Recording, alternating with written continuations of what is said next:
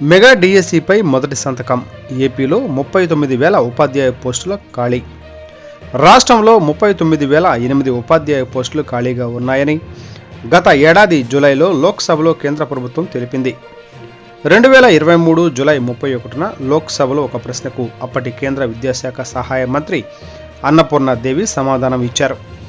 1వ తరగతి నుంచి 8వ తరగతి వరకు 2022-2023లో 39,008 ఉపాధ్యాయ పోస్టులు ఖాళీగా ఉన్నాయని తెలిపారు.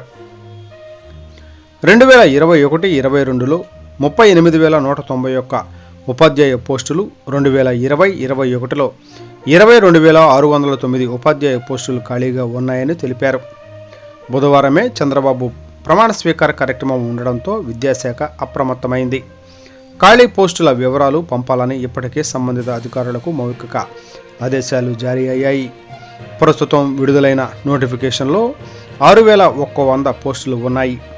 అయితే తాజాగా 30,000 ఉపాధ్యాయ పోస్టులతో నోటిఫికేషన్ విడుదలయ్యే అవకాశం ఉందని తెలుస్తుంది.